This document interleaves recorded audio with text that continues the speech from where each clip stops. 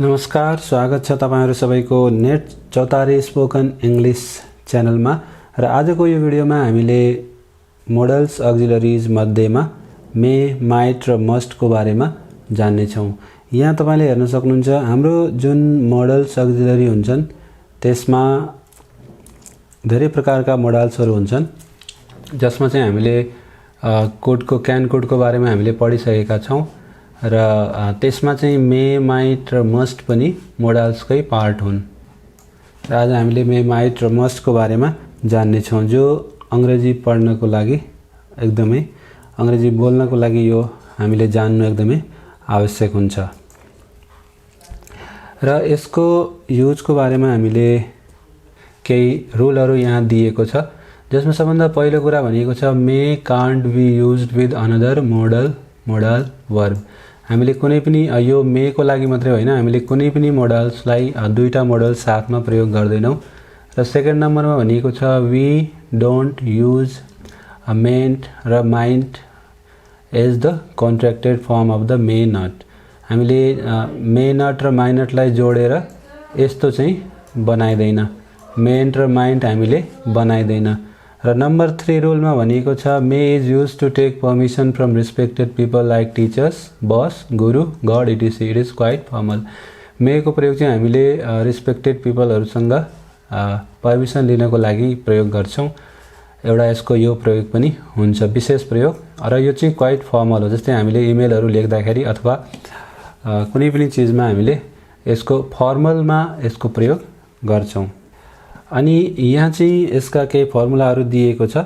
यो फर्मुला तपाईको सबै ठाउँमा लागू हुँदैन, तर यसका एक दुई ठाउँमा चाहिँ यो लागू हुन्छ। जहाँ हामीले पोसिबिलिटीको कुरा गरिएको हुन्छ, मे को एउटा कमन युज हो पोसिबिलिटी, त्यो ठाउँमा चाहिँ हामीले यो फर्मुला युज गर्छौं। सिम्पल फर्मुला हो, जस्तो फर्मुला हामीले पहिला पढेका थियौं। सबभन्दा पहिला हामीले सब्जेक्ट लेख्छौं, त्यसपछि हेल्पिङ वर्बको रूपमा मेलाई युज गर्छौं, अनि मे अथवा माइटलाई, अनि वर्ब को फर्स्ट फर्म हामीले कुनै पनि मोडल्स को साथमा वर्ब को फर्स्ट फर्म नै युज गर्छौं। त त्यो रुल यहाँ पनि लागू हुन्छ। अनि त्यसपछि हामीले अब्जेक्टलाई लेख्छौं। यसरी चाहिँ यो हाम्रो सेन्टेन्स बन्छ। यो रुल याद कमन रुल हो। हामीले पहिला पनि यस्तै गरी सेन्टेन्सहरु बनाएका थियौं र अहिले पनि हामीले त्यही रुल यहाँ लागू गर्दै छौं। त्यसपछि चाहिँ यहाँ हाम्रो जुन दुईटा कुरा लेखिएको छ, मे को हामीले प्रयोग गर्छौं हायर पोसिबिलिटीज को लागि र माइट को लेस पोसिबिलिटीज को लागि। भन्दाखेरि कुनै पनि कुरामा हामीले हायर पोसिबिलिटी बढी सम्भावना छ त्यो काम हुने भनी हामीले मे को प्रयोग गर्छौं र कम सम्भावनामा माइट को प्रयोग गर्छौं। यसमा चाहिँ धेरै कन्फ्युजन हुनु पर्दैन। अथवा तपाईले एउटाको ठाउँमा अर्को लेखिदिनु भयो भने पनि त्यसमा खासै फरक पर्दैन। अब यहाँ हामीले हेरौं माइट को मे को प्रयोग हामीले कुन उसमा गर्छौं। सबभन्दा पहिला पोसिबिलिटीज है, इट मे रेन टुडे, आज पानी पर्न सक्छ। Wish, may God bless you भनेर जस्तै कसैलाई आशीर्वाद दिन पर्दाखेरि अथवा शुभकामना आशीर्वाद दिनको लागि चाहिँ हामीले मे को प्रयोग गर्छौं। अनि परमिसन को लागि पनि हामीले गर्छौं, तर यहाँ परमिसनमा हामीले माइट को प्रयोग गर्दैनौं। यो चीज चाहिँ ध्यान दिनु होला। जस्तै permission, may I com in sir भनेर हामीले जुन सोध्छौं, हामीले सबभन्दा पहिला इंग्लिश को लाइन सिक्ने नै त्यही हो, मे आई कम इन। त्यसमा चाहिँ हामीले माइट को प्रयोग गर्दैनौं। अनि यसमा past of May in reported speech, reported speech भनेको इन्डाइरेक्ट स्पीच जसलाई हामीले भनिन्छ, त्यसमा चाहिँ हामीले पास्ट अफ मे को रूपमा माइट को प्रयोग गरिन्छ। अनि मस्ट को प्रयोग चाहिँ हामीले अवश्य भन्नको लागि गरिन्छ। अनि यो चाहिँ हाम्रो सबै पास्ट फर्महरु हुन्। मे को past form may have, might को माइट हैव र मस्ट को मस्ट हैव। यसरी चाहिँ हामीले पास्ट को लागि हैव को रूपमा प्रयोग गरिन्छ। अब हामीले यहाँ चाहिँ पोसिबिलिटीज का केही एक्जाम्पलहरु हेरौं। सबभन्दा पहिला हामीले भनिएको छ it may might rain today. May अथवा माइट यसमा तपाईले कुनै पनि युज गर्न सक्नुहुन्छ। पहिला मैले बताएको थिएँ हायर पोसिबिलिटीज भनेको हायर पोसिबिलिटीज को लागि मे र लेस पोसिबिलिटीज को लागि माइट। तपाईले यहाँ आज पानी पर्न सक्छ अथवा आज पानी पर्ने सम्भावना छ, त्यसको लागि हामीले मे को माइट को प्रयोग गरिएको छ। तपाईले इट मे रेन टुडे भन्नुभयो भने आज पानी पर्ने सम्भावना छ, धेरै सम्भावना छ भन्ने बुझिन्छ। आकाशमा बादल लागिसकेको छ र आज बिजुली पनि गडाङगुडुङ गर्दै छ र पानी पर्ने सम्भावना धेरै छ भनेपछि इट मे रेन टुडे र केही पनि छैन, अलिअलि घाम लागेको छ र एकदमै कम सम्भावना छ भन्दाखेरि इट माइट रेन टुडे। कम सम्भावनाको लागि माइट र धेरै सम्भावनाको लागि मे भनेर हामीले भनिन्छ। अब नेक्स्ट एक्जाम्पल हेरौँ। यसमा हामी धेरै कन्फ्युज हुनु पर्दैन, सिम्पल कुरा हो। लेस पोसिबिलिटिजको लागि माइट र धेरै हायर पोसिबिलिटिजको लागि मे हामीले प्रयोग गरिन्छ र तपाईँले यसमा इन्टरचेन्ज गरिदिनु भयो भने पनि खासै फरक पर्दैन। हि माइट कम टुडे अथवा हि मे कम टुडे, दुईटैमा एउटा तपाईँले भन्न सक्नुहुन्छ। उनी आज आउन सक्छन्, उनी आज आउन सक्छन्। यहाँ फर्मुला पनि यही सेम लागेको छ। सब्जेक्ट हि भनेको सब्जेक्ट, मे हेल्पिङ वर्ब भयो, मे माइट, कम भनेको वर्बको फर्स्ट फर्म, टुडे भनेको अब्जेक्ट। यसरी चाहिँ हामीले यहाँ एउटा सेन्टेन्स बनाएका छौँ। उनी आज आउन सक्छन्। मे र माइट तपाईँले सम्भावनाको हिसाबले कुनै पनि प्रयोग गर्न सक्नुहुन्छ। नेक्स्ट सेन्टेन्समा भनिएको छ we may not complete the work today. आज हामीले आज काम पुरा गर्न सक्दैनौँ होला। यहाँ सम्भावना छ कि आज हामीले सायद काम पुरा गर्न सक्दैनौँ होला, काम पुरा आज हुन्न होला, पुरा गर्दैनौँ होला भनेर यहाँ भनिएको छ। त्यसको लागि हामीले भनेको छ we may not complete the work today अथवा we might not complete the work today. यसरी चाहिँ हामीले यहाँ सेन्टेन्स बनाएको छ। नेक्स्टमा भनेको छ I may not pass the test. मैले पढेको छैन, त्यस्तो कन्डिसनमा I may not pass the test, मैले टेस्ट पास गर्न सक्दिनँ होला, अथवा I might not pass the test. यसमा चाहिँ तपाईँले जति सम्भावना छ त्यही हिसाबले एउटा प्रयोग गर्न सक्नुहुन्छ। नेक्स्टमा भनिएको छ विश, जुन सेकेन्ड नम्बरको थियो विश। विशको लागि पनि हामीले मेको प्रयोग गर्छौँ र यसमा भनेको छ माइट नट युज। यसमा चाहिँ हामीले माइटको प्रयोग गर्दैनौँ, विश मेको मात्रै हामीले प्रयोग गर्छौँ। यहाँ सबभन्दा पहिला भनिएको छ मे गड ब्लेस यु, भगवानले तपाईँलाई आशिष देउन् है, भगवानले तपाईँलाई आशिष देउन्। यसमा भनेको छ मे गड ब्लेस यु। यहाँ चाहिँ मे पहिलो स्थानमा युज गरिन्छ र यो स्पेसल युज हो। यसको लागि चाहिँ तपाईँले ठ्याक्कै यसलाई रट्दा नै हुन्छ। हामीले भगवानले तपाईँलाई आशिष देउन् भन्न पऱ्यो भने, विश गर्न पऱ्यो भने, कसैको लागि शुभकामना दिनु पऱ्यो भने हामीले यस्ता प्रयोगहरू गर्छौँ जसमा मे पहिला युज गरिन्छ। मे गड ब्लेस यु, भगवानले तपाईँलाई आशिष देउन्, एउटा सम्भावना नै भनिएको छ। यसमा हामीले आशा गरिएको छ, त्यसैले यसलाई हामीले मेको प्रयोग गर्छौँ र यो स्पेसिफिक प्रयोग हो। यसको चाहिँ तपाईँले याद गर्दा हुन्छ, यसका धेरै प्रयोगहरू हुँदैनन्।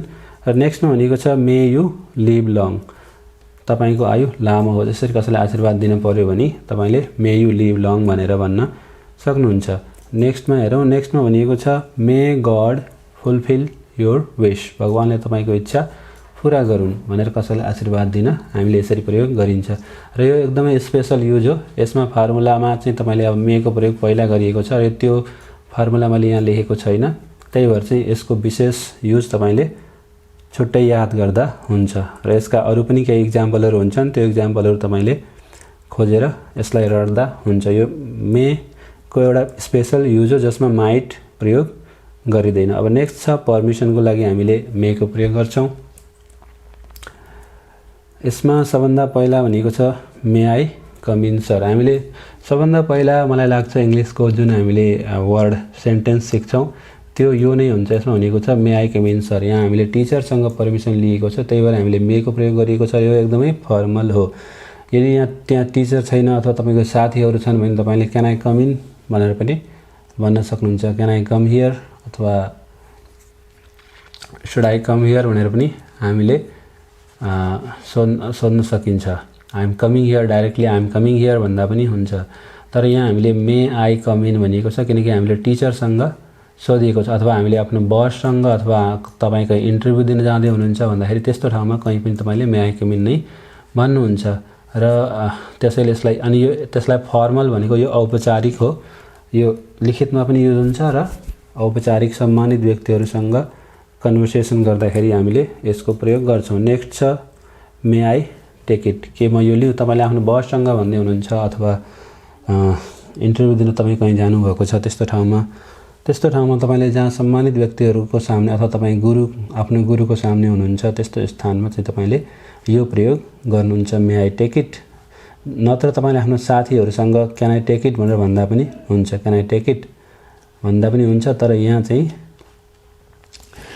हामीले मे को प्रयोग गरिएको छ किनकि यो फर्मल हो। फर्मल भनेको औपचारिक जस्तै र सम्मानित व्यक्तिहरूको साथमा हामीले यसलाई प्रयोग गरिन्छ। यसको साटो क्यान को प्रयोग पनि तपाईले गर्न सक्नुहुन्छ। आफ्नो साथीभाइहरूसँग कुरा गर्दाखेरि क्यान आई टेक इट भन्दा हुन्छ। नेक्स्ट एक्जाम्पल हेरौँ। नेक्स्टमा भनिएको छ मे आई लिभ नाउ। तपाईँ इन्टरभ्यू दिन जानुभएको थियो अथवा तपाईँ बससँग बस्नुभएको छ अथवा तपाईँ आफ्नो गुरुहरूसँग एकदमै रेस्पेक्टेड व्यक्तिहरूसँग हुनुहुन्छ भने त्यहाँ चाहिँ तपाईले मे आई लिभ नाउ भनेर पर्मिसन लिन सक्नुहुन्छ।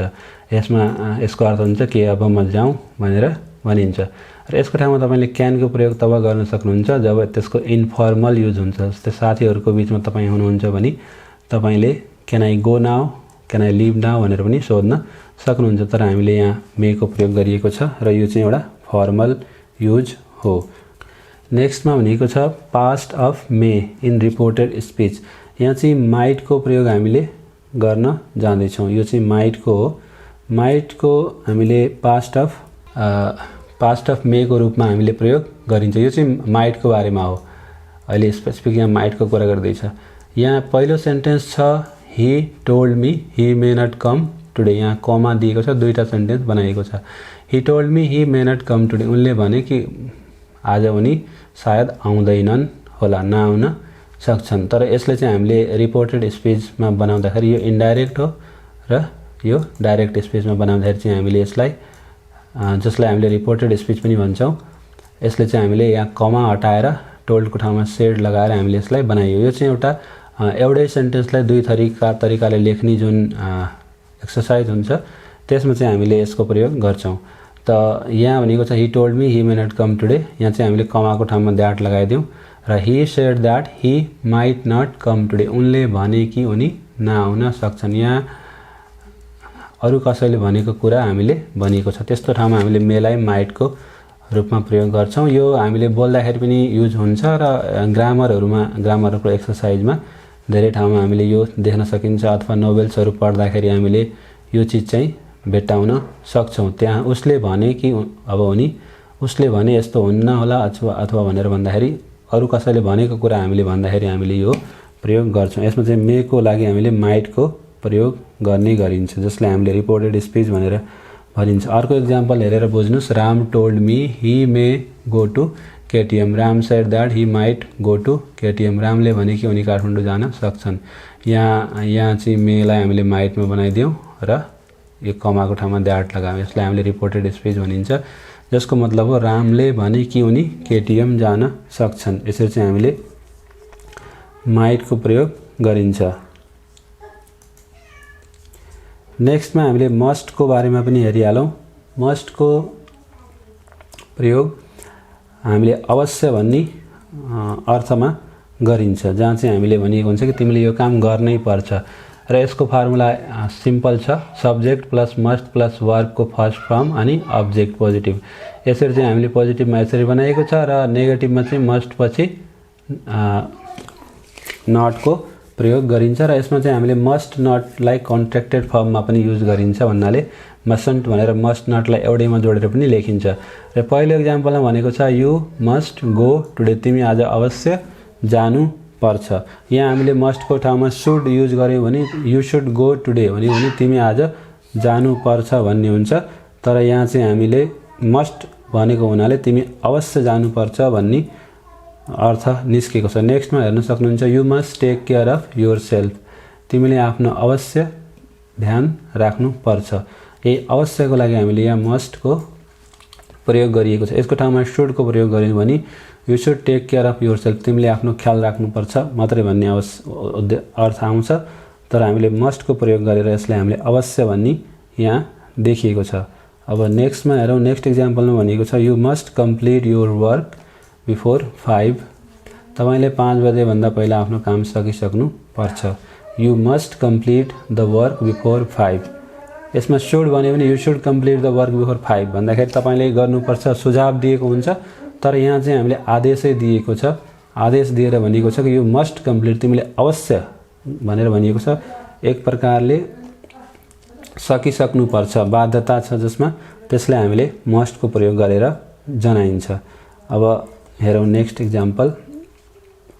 नेक्स्टमा भनेको छ you must follow the procedure. यस्तो सेन्टेन्सहरू बनाउनु पर्यो भने जहाँ हामीले भनेको तपाईँले अवश्य गर्नुपर्छ, you must follow the procedure, तपाईँले प्रक्रियाको पालन गर्नै पर्छ भन्नको लागि हामीले यहाँ मस्टको प्रयोग गरिएको छ र मस्टले अवश्य भन्ने जनाएको छ जहाँ चाहिँ बाध्यताको बोध हुन्छ। त्यस्ता सेन्टेन्सहरू हामीले मस्टको प्रयोग गरेर बनाउँछौँ। नेक्स्टमा हामीले सानो इक्जाम्पलहरूमा मे ह्याभ, माइट ह्याभ र मस्ट ह्याभ पनि हेरिहालौँ। यी सबै पास्ट फर्म हुन्। हामीले मे को पास्ट बनाउनु पर्यो भने मे ह्याभ, माइट को माइट ह्याभ र मस्ट को मस्ट ह्याभ हामीले यसरी पास्ट टेन्समा बनाउँछौँ। पहिलो इक्जाम्पल हामीले हेरौँ। पहिलोमा भनेको छ he may have gone there, ऊ त्यहाँ गएको हुनसक्छ। हामीले यहाँ ह्याभ हटाइदियौँ भने ऊ त्यहाँ गयो होला भन्ने हुन्छ। हि मे गो देयर, ऊ त्यहाँ जान सक्छ भन्ने हुन्छ।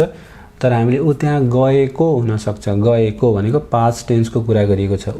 हि यहाँ सिम्पली हामीले हि मे गो देयर भनेको भए ऊ त्यहाँ गएको होला, गएको छ होला भन्ने वर्तमानको हुन्थ्यो भने यहाँ गएको हुनसक्छ, गइसकेको हुनसक्छ भन्दाखेरि पास्टको कुरा भएको छ। त्यसैले हामीले यहाँ मे ह्याभको प्रयोग गरिएको छ। यसरी चाहिँ हामीले यस्ता सेन्टेन्सहरू बनाउनु पर्यो भने मे ह्याभको प्रयोग गर्छौँ। नेक्स्टमा भनेको छ he must have gone there, ऊ अवश्य त्यहाँ गएको हुन सक्छ। यहाँ पनि हामीले गएको हुनसक्छ पास्टको कुरा गरिएको छ, त्यसैले मस्ट ह्याभ लगाइएको छ। यसलाई सिम्पलमा लेख्दाखेरि हि मस्ट गो देयर, ऊ त्यहाँ अवश्य जानुपर्छ भन्नेको ठाउँमा ऊ त्यहाँ अवश्य गएको हुनुपर्छ अथवा हुन सक्छ हामीले यहाँ भनिएको छ। यसरी चाहिँ हामीले यस्ता सेन्टेन्सहरूको लागि मस्टको प्रयोग, मस्ट ह्याभको प्रयोग गर्छौँ।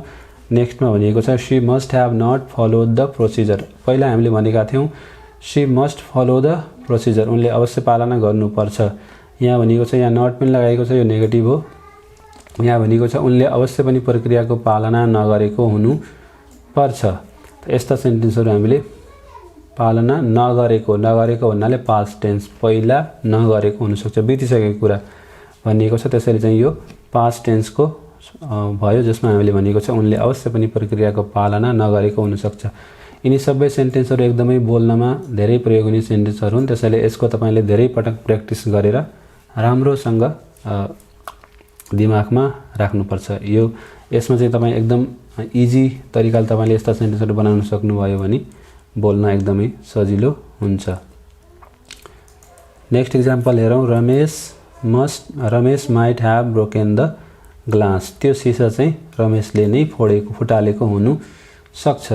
फुटालेको पास्ट टेन्समा कुरा गरिएको छ, त्यही भएर भनेको छ Ramesh might have broken the glass. तर यहाँ एउटा ध्यान दिने कुरा, यो पुरै सेन्टेन्सहरूमा हामीले ह्याभको साथमा वर्बको थर्ड फर्मकै प्रयोग गर्छौँ।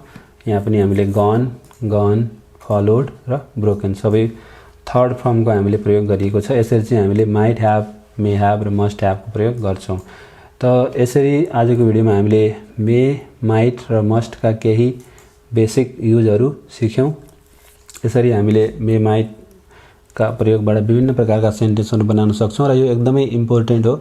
मोडाल्सहरू एकदमै इम्पोर्टेन्ट हुन्छन् किनकि यसको बिना हामीले राम्रोसँग कुनै पनि भाषा, यो इङ्ग्लिस बोल्न सकिँदैन। त्यसैले यसको तपाईँहरूले धेरैभन्दा धेरै लेखेर र धेरैभन्दा धेरै बोलेर ऐनाको सामने उभिएर यसको प्र्याक्टिस गरेपछि यसमा एकदम फरर बोल्न सक्ने भएपछि तपाईँ राम्रोसँग अङ्ग्रेजी बोल्न सक्नुहुन्छ। कुनै पनि लेसन हामीले पढेपछि त्यसलाई धेरैभन्दा धेरै प्र्याक्टिस गरेर तपाईँको मुखमा त्यो एउटा हेबिचुअल हुनुपर्छ, त्यसको बानी परिसकेको हुनुपर्छ, अनि बल्ल हामी पछि गएर राम्रोसँग बोल्न सक्छौँ। आजको भिडियोमा यति नै। Thank you for watching. Subscribe गर्न नभुल्नुहोला। By by.